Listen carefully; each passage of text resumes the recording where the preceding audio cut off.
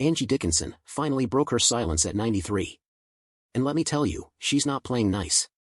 Now, you know how it goes. Hollywood's a place where everyone smiles for the cameras, whispers behind closed doors, and sometimes, the real story never comes out. But imagine being a starlet who lived through it all, the golden age, the heartbreak, the betrayal, the real cost of fame. Would you still hold your tongue, or would you finally just let it rip? Angie Dickinson is done keeping secrets, and for the first time ever, she's calling out the 5 men she says ruined her life. Yeah, some of them are famous. Others, you might have only heard about in passing, but trust me, they all had a role in Angie's story. And what's wild? Some of these names stood right next to her in old Hollywood photos, on red carpets, in movie trailers, even in her own bedroom. But as she says now, forgiveness isn't for everyone. Especially when you've survived what she has. Alright, let's rewind for a second. Picture it, North Dakota, 1931. That's where Angie Dickinson was born. Not exactly Hollywood, right? She was just a small-town girl who loved writing poetry and never dreamed of acting, much less breaking the rules in a world that wasn't built for women like her. No fancy drama school, no family connections, just a sharp mind, a killer smile, and a don't mess with me attitude. But even with all that, she was an outsider the second she hit Hollywood. And yet, somehow, she made it, big time. By the late 50s, Angie was more than just another pretty face. She was starring in films, TV, you name it, Rio Bravo, Dressed to Kill, and of course, Police Woman. She wasn't just the first female TV cop, she was the first woman in America to make kicking ass on screen cool as hell. She paved the way for all the tough ladies you see in movies today. But here's the thing about making it in Hollywood, it's never just about the work. The press called her a sex goddess. But if you turned down the wrong man, you could lose a role, a paycheck, even your whole reputation. Angie once lost 4 major roles just because she wouldn't sleep with a producer. 4. Imagine busting your tail for years, just to watch some sleazebag with a cigar pull it all away because you dared to say no. Of course, the world only saw the glamorous side. The awards, the fashion, the flings. People obsessed over her relationships, especially with guys like Frank Sinatra. The gossip columns had a field day. But here's what they didn't know, behind all that, Angie was fighting battles nobody ever talked about. Jealousy, control, heartbreak. And, maybe worst of all, the pain of losing her only daughter, Nikki, who struggled with severe autism and ended her own life at just 40 years old. Angie never put on a show for the press after that. She just wrote, I survived. But a part of her was gone forever. So now, at 93, with nothing left to lose, Angie's putting the truth out there. No more protecting egos. No more biting her tongue. She's naming names, and she doesn't care if it ruins what's left of anyone's legacy. You ready for this? Let's go. First up, the man everyone thought she loved the most, Frank Sinatra.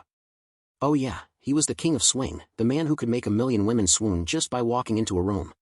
But according to Angie, Frank could make you feel like a queen in the morning, then treat you like garbage by night. Behind the romance, there was jealousy. Control.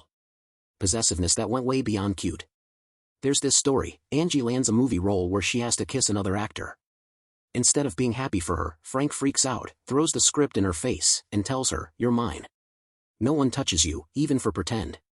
That's not love, that's prison. It didn't stop there. He'd ever followed on set, banned her from seeing guy friends, even destroyed her stuff in jealous rages. He was charming when he wanted to be, sure, but he never let her be her own person. Angie once wrote, he didn't want me to love him. He wanted me to forget anyone else existed. And when she finally got nominated for a big, breakout role, Frank made a midnight call to the director and got her fired, just because he could. Can you imagine loving someone who holds that much power over you? Angie says now, loving Frank Sinatra was like living in a golden cage. From the outside, it sparkled. Inside, she was losing herself, bit by bit. And decades later, she still can't forgive him. Not for the good times lost, but for the pieces of herself she had to give up just to keep him happy. Now, you might think it couldn't get worse, right? Well, then comes Burt Bacharach. Yeah, the musical genius. Angie's husband. The guy who wrote the soundtracks to a generation's romance. But at home? Burt was more interested in the next song, the next party, the next woman, anything but his own family. When their daughter Nikki was born, she was diagnosed with autism. Back then, nobody really understood what that meant. Angie was terrified, overwhelmed, and desperately needed support. But Burt? His first question was, will she mess up my schedule? That's it. Not how can I help? Not we'll get through this. Angie ended up raising Nikki almost completely on her own, while Burt disappeared for days at a time, hiding out in studios, casinos, or with other women. Once, Angie caught him cheating, right in their own house, while she was upstairs taking care of their baby. Talk about betrayal. When Angie asked for help getting Nikki into a special program, Burt just said, "Don't call unless she's dead." Cold as ice. Their divorce got written up as amicable in the tabloids, but Angie knew the truth. She would never forgive Burt, not just for walking out on her, but for abandoning the one person who needed him most. Alright, let's take a breath. Because the third man on Angie's list is a name that doesn't always make the front page, but behind the scenes? He ran the whole show. Jack Webb, television powerhouse, producer, the kind of guy who could make or break your career with a single phone call. Angie says she turned him down. Yep, you know what I mean. She thought she was famous enough to be respected, to be safe. Next morning, 3 roles were gone, her contracts mysteriously cancelled. People whispered, "You said no to him? You're finished." Nobody dared cross Jack Webb. In one day, he wiped out everything she'd built, just to remind her who had the real power. Angie never cried in public. She just packed up her stuff and realized, talent, charm, even the audience's love, none of it mattered if you crossed the wrong person. She couldn't win against a system built to protect men like him. But if you think heartbreak only comes from work or romance, think again. The fourth man on Angie's list was someone who called it love, but what he really meant was control. Larry King. Not as famous as Sinatra, not as powerful as the producers, but still dangerous in his own way. Every time Angie smiled at someone else, Larry would lose it. At first, it seemed like he cared, flowers, sweet words, the whole package. But it was always just a way to keep her close, to make sure she knew she belonged to him. He'd get angry if she was even a few minutes late, jealous if she complimented anyone else on TV, even smashed a television in a rage when she laughed at someone else's joke. Once, he had a microphone in her car just to spy on her.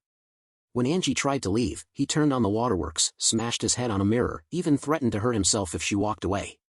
"I love you so much, it's driving me crazy," he'd say. But Angie realized, real love isn't supposed to hurt or make you afraid. It took her 40 years to finally say it. Larry's love was just another kind of prison.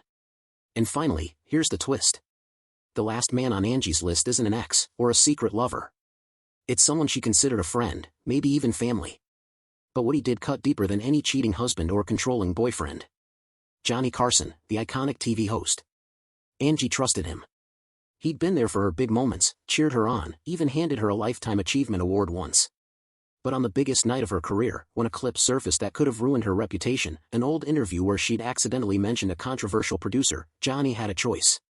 He could have warned her, had her back, protected her from a new scandal. And honestly, can you blame her? After everything she's been through, Angie finally got to say her piece. She doesn't want pity, and she's not trying to stir up drama. She just wants people to remember, every woman, whether she's in the spotlight or just living her life, deserves the right to speak out. No matter how long it takes. So, what do you think? Would you carry that kind of rage? Or would you let it go? Drop your thoughts in the comments. And if you want more wild, true stories from the people who've really seen it all, hit that like, subscribe, and ring the bell. Because trust me, you do not want to miss what's coming next.